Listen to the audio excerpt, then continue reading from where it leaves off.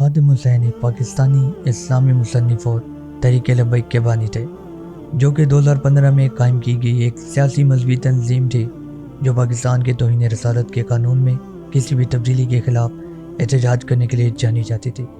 اردو، پنجابی، عربی اور فارسی میں روانی کے ساتھ وہ اسلامی پیغمبر حضرت محمد صلی اللہ علیہ وسلم کے دفاع میں اپنی تقریروں اور قرآن و حدیث کے علاوہ امام احمد رضا خان بریلوی اور محمد اقبال کے اشعار کو بھاری بھرکم نقل کرنے کے لیے جانے جاتے تھے۔ خادم حسین رضوی 1966 میں پنڈی گیب، ضلع اٹک، پنجاب میں ایک پنجابی افغان خاندان میں پیدا ہوئے۔ ان کے بھائی امیر حسین پاکستان آرمی سے retired junior commissioned officer jail سے ہوتے۔ انہوں نے جہلم میں حفظ قرآن کی کلاسیں شروع کی۔ مزید یہ کہ انہوں نے جامعہ نظامیہ رضویہ لاہور میں داخلہ لیا۔ وہ ایک حافظ قرآن اور شیخ الحدیث تھے۔ انہوں نے پنجاب کے محکمہ اوقاف اور مذہبی امور میں رہتے ہوئے لاہور کی پیر مکی مسجد میں جمعہ کا خطبہ دیا۔ وہ 2009 سے ویل چیئر استعمال کر رہے تھے جب گجرانوالہ کے قریب ایک حادثہ ہوا، کیونکہ ان کی گاڑی کا ڈرائیور راولپنڈی سے لاہور جاتے ہوئے سو گیا تھا۔ 2017 میں انہوں نے تحریک لبیک پاکستان کے نام سے ایک سیاسی جماعت کی بنیاد رکھی، جو کہ تحریک لبیک یا رسول اللہ کے لیے ایک سیاسی محاذ ہے۔ تحریک لبیک ممتاز قادری کی پھانسی کے بعد وجود میں آئی، جس نے پنجاب کے گورنر سلیمان تسیر کو توہین رسالت کے قوانین کی مخالفت کرنے پر قتل کیا اور اس کے بعد شہرت حاصل کی۔ گورنر کے قتل کے دوران خادم رضوی پنجاب حکومت میں اوقاف کے اہلکار کے طور پر خدمات سر انجام دے رہے تھے۔ رضوی صاحب نے اس قتل کا جواز پیش کیا تھا کہ سلیمان تسیر نے توہین رسالت کے قانون کو کالا قانون قرار دیا تھا۔ خادم رضوی کو توہین رسالت کے قوانین کے حق میں اپنے خیالات کو پھیلانے سے باز رہنے کے لیے انتباہی نوٹس جاری کیے گئے تھے، لیکن ان کے انکار کرنے کی وجہ سے انہیں عوامی ملازمت سے ہٹا دیا گیا تھا۔ ہٹائے جانے کے بعد خادم رضوی کو اپنے خیالات کی تبلیغ کا مزید موقع ملا۔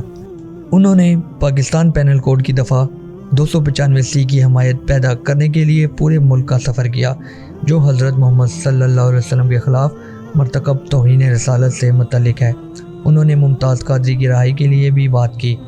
ان کی مسلسل وکالت نے انہیں مذہبی حلقوں میں توہین رسالت کے کارکن کا لقب دیا۔ خادم رضوی کو پاکستانی مدارس میں مبینہ جنسی زیادتی کو نظر انداز کرتے ہوئے توہین مذہب کے الزامات میں مصروف رہنے پر تنقید کا نشانہ بنایا گیا۔ 6 نومبر 2017 کو خادم رضوی نے لاہور سے اسلام آباد تک لانگ مارچ کا اہتمام کیا تاکہ وزیر قانون جناب زاہد حامد، جو کہ مسلم لیگ نون سے تعلق رکھتے ہیں، کے استعفے کے لیے دباؤ ڈالیں، جو کہ 2017 کے بل میں مبینہ طور پر ناجائز تبدیلی اور احمدیوں کی حمایت کرتے ہیں۔ خادم رضوی کو جلد ہی عوام، دیگر مذہبی سیاسی جماعتوں اور معاشرے کے دیگر طبقات کی حمایت حاصل ہونا شروع ہو گئی، جس سے ملک بھر میں احتجاجی مظاہروں میں اضافہ ہو گیا۔ عام عوام وزیر قانون کے استعفے کے اس مطالبے کو لے کر سڑکوں پر آ گئی۔ اس کے بعد مکمل شٹ ڈاؤن شروع ہوا اور حکومت نے بالآخر تمام نیوز چینلز کو زبردستی بند کر دیا، جس کے بعد سوشل میڈیا نیٹ ورک کو بھی بلاک کر دیا گیا تاکہ صورتحال اور معلومات کے بہاؤ پر قابو پایا جا سکے۔ انہوں نے کراچی، راولپنڈی، اسلام آباد، لاہور اور پنجاب کے کچھ دیگر شہروں میں افراتفری اور انتشار پیدا کیا۔ آخرکار شام تک آرمی چیف نے مداخلت کی اور دونوں فریقوں سے تحمل کا مظاہرہ کرنے کو کہا۔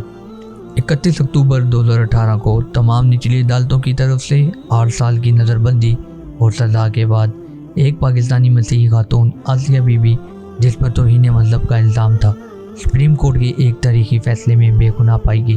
حتمی فیصلے میں کہا گیا کہ آسیہ بی بی کے الزام لگانے والوں میں سے ایک نے حضرت محمد صلی اللہ علیہ وسلم کے اشتہام کی خلاف ورزی کی، جو کہ 7ویں صدی میں عیسائیوں کے ساتھ نبی محمد صلی اللہ علیہ وسلم کا عہد کیا گیا تھا، لیکن آج بھی درست ہے۔ جسٹس آصف سعید کھوسہ نے فیصلہ دیا کہ آسیہ بی بی کے خلاف الزامات لگانے والی 2 خواتین کو سچائی کی کوئی پرواہ نہیں تھی، اور یہ کہ اس نے عوامی طور پر محمد صلی اللہ علیہ وسلم کی توہین کرنے کا دعویٰ ایک من گھڑت اوتار تھا۔ سپریم کورٹ آف پاکستان کے فیصلے نے مادی تضادات اور گواہوں کے متضاد بیانات کا حوالہ دیا، جس نے حقائق کے استغاثہ کے وزن پر شک کا سایہ ڈالا، اور اس فیصلے پر خادم رضوی کی قیادت میں TLP نے کراچی، لاہور، پشاور اور ملتان میں مظاہرے شروع کر دیے۔ TLP کے ایک رہنما محمد افضل قادری نے کہا سپریم کورٹ کے تینوں جج قتل کے مستحق ہیں۔ دارالحکومت اسلام آباد کے ریڈ لون کو، جہاں سپریم کورٹ واقع ہے، پولیس نے سیل کر دیا تھا۔ عوامی تقاریر میں خادم رضوی نے مطالبہ کیا کہ آسیہ کو تعزیرات پاکستان کے تحت توہین رسالت کی سزا دی جائے۔ ان کا یہ کہنا تھا کہ ہمارا دھرنا اس وقت تک جاری رہے گا جب تک حکومت ہمارا مطالبہ تسلیم نہیں کرتی۔ ان خبروں کی تردید کرتے ہوئے دھرنا جلد ہی ختم کرا دیا گیا۔ بعد میں انہیں 23 نومبر 2018 کو دیگر TLP رہنماؤں کے ساتھ گرفتار کیا گیا اور پھر مئی 2019 میں ضمانت پر رہا کیا گیا۔ مارچ 2019 میں بہاولپور کے گورنمنٹ صادق ارجرٹن کالج کے طالب علم خطیب حسین نے ایک میلک مقابلے میں ایسوسی ایٹ پروفیسر خالد حمید کو چاقو کے وار سے قتل کیا۔ قتل کا مقصد توہین اسلام اور اسلام کے خلاف توہین آمیز بیان بازی تھی۔ 2018 میں چارسدہ میں اسلامیہ کالج کے پرنسپل سریر احمد کو ایک 17 سالہ طالب علم نے قتل کر دیا تھا۔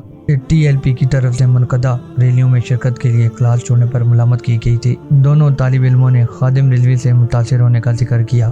2020 میں خادم رضوی نے پاکستانی فلم زندگی تماشا کی ریلیز پر احتجاج کو فروغ دیا۔ انہوں نے فلم ساز سرمد کھوسر پر توہین مذہب کا الزام لگایا۔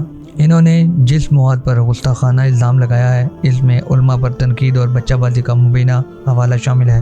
پاکستانی مصنف محمد حنیف، جنہوں نے فلم کی سینسر شدہ اور غیر سینسر شدہ دونوں ویژن دیکھے تھے، نے اس بات کی تردید کی کہ فلم میں علماء پر کسی قسم کی تنقید موجود تھی۔ 19 نومبر 2020 کو خادم رضوی کی طبیعت خراب ہونے کے بعد لاہور کے علامہ اقبال ٹاؤن میں فاروق ہسپتال لے جایا گیا۔ ہسپتال پہنچنے پر انہیں مردہ قرار دے دیا گیا۔ بعد میں انہیں شیخ زید ہسپتال لے جایا گیا، جہاں پر انہیں 8:48 پر مردہ قرار دے دیا گیا۔ وہ کچھ دنوں سے بیمار تھے۔ خادم رضوی کے بیٹے سعد حسین رضوی نے بتایا کہ ان کے والد نے مردہ قرار دیے جانے کے بعد 5 منٹ تک دوبارہ سانس لینا شروع کر دیا تھا، لیکن پھر سانس لینا بند ہو گیا اور آخرکار ان کی موت ہو گئی۔ نماز جنازہ لاہور میں منار پاکستان پر ادا کی گئی اور اس کی امامت سعد حسین رضوی نے کی۔ خادم رضوی کو بعد میں مدرسہ ابو ذر غفاری کے اندر دفن کیا گیا، جو مسجد رحمت للعالمین سے منسلک ہے۔ ایک مقامی اہلکار نے اندازہ لگایا کہ تقریباً 2 لاکھ لوگوں نے اس تقریب میں شرکت کی۔ خادم رضوی اپنی موت سے پہلے بخار اور سانس لینے میں دشواری کا شکار تھے، لیکن کوئی کووڈ-19 یا پوسٹ مارٹم ٹیسٹ نہیں کروایا گیا۔ سعد حسین رضوی کو 21 نومبر کو TLP کا نیا امیر مقرر کیا گیا تھا۔